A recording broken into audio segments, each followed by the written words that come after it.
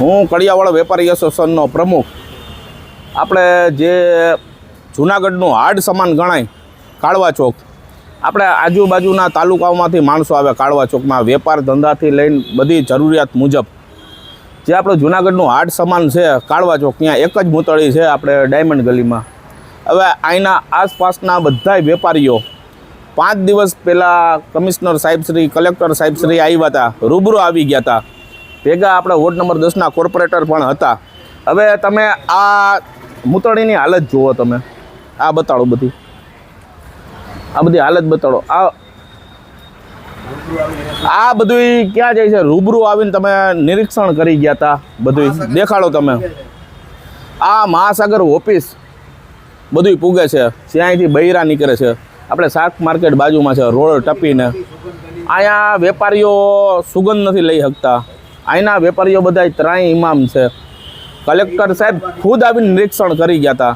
એટલે સાહેબ, આપણા મહાનગરપાલિકાની કોઈ જવાબદારી છે કે નથી? તમે જૂનાગઢમાં જૂનાગઢની હાલત તો તમે જુઓ.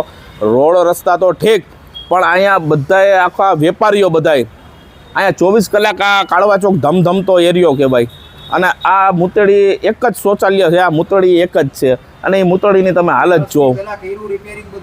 10 દિવસ પહેલાં રિપેરિંગ કરી ગયા હતા, પણ આ રિપેરિંગની તમે હાલત જુઓ. આ રીતના રિપેરિંગ થઈ. તમે બતાડો, આ હાલત બતાડો તો. આ 10 દિવસ પહેલાંનું રિનોવેશન તમે કર્યું, આ હાલત છે. મોટા બિલ ઉધાર લીધા. એટલે આપણે કાળવા ચોકના બધા વેપારીઓ ભેગા થયા છે. આ બધા વેપારીઓનો રોષ છે, બરાબર છે. 2 દિવસની અંદર તાત્કાલિક તમે આની સફાઈ કરો, સાફ સફાઈ કરાવો. કેમ કે હજારો માણસો અહીંયા બધા વેપારીઓ છે ને આનો યુઝ થાય છે મૂતળીનો. 15 દિવસ પહેલાં આનું રિનોવેશન થયું છે, આખું આનું રિનોવેશન થયું છે. એટલે પહેલાં તો આ રિનોવેશન કરવાવાળાને પકડો તમે. આપણે જૂનાગઢનો તમે ભ્રષ્ટાચાર તો જુઓ. તમે આને નથી. આ કયો પૈસો કહેવાય ભાઈ? આ ગૌમૂત્રનો પૈસો કહેવાય.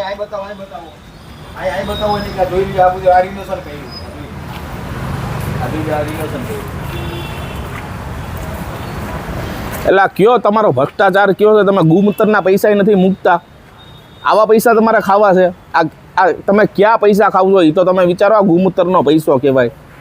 અને આ કયા અમારી હાલત છે એ તો તમે આ બધા વેપારીઓની હાલત તો જો. આને વેપાર કોઈ મહિલા અહીંથી નીકળવા રાજી નથી. બધા આમ આડો હાથ દઈને જાય છે. એટલે મહેરબાની તમારી 2 દિવસમાં તમારે કરવું હોય તો કરજો. પછી હું કરીશ. આ મૂતળી 2 દિવસનો હું તમને ટાઈમ આપું છું. જો આ મૂતળીની હાલત સુધારવામાં નહીં આવે અને મૂતળી ફરી પાછી ચાલુ નહીં થાય તો આખો કાળવો હું બંધ કરાવીશ, આખું કાળવા ચોક બંધ કરાવીશ ને બધાને રોડ ઉપર બેસાડીશ. એની તમે નોંધ લ્યો, જાણ લ્યો. 2 દિવસનો તમને ટાઈમ આપું છું. આજે બુધવાર છે, શનિવારે આખો કાળવા ચોક બંધ હશે. એસોસિએશન આખું કાળવા ચોક વેપારી એસોસિએશન બંધ રહેશે.